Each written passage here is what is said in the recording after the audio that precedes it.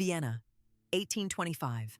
An old man lies dying in a hospital ward, and the city outside is whispering one sentence about him. Not that he taught Beethoven, not that emperors loved him. One sentence. He poisoned Mozart. He hears it, and he knows it will outlive him. His name was Antonio Salieri. For 36 years, he was the most powerful musician in Vienna, imperial Kapellmeister, celebrated composer, the man every young talent begged to study under: Schubert, Liszt, Beethoven. They all sat at his piano.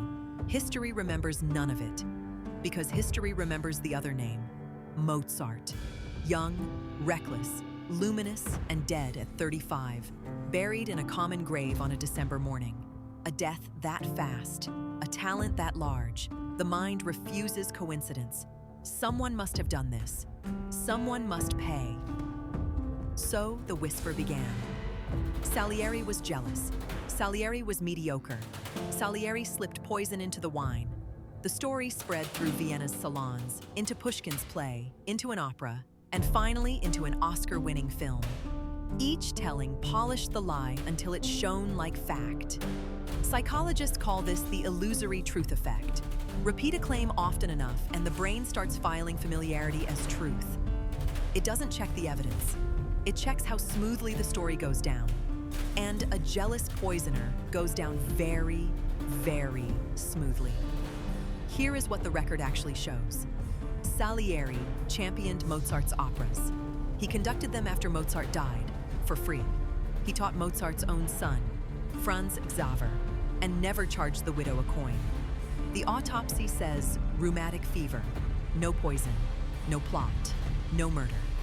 Now turn slowly and look again, because the murderer in this story is real. It is us. Every listener who passed the whisper along, every century that preferred the poison to the fever. Picture it. 1,000 mouths in the dark, repeating one word, and the word becomes a knife.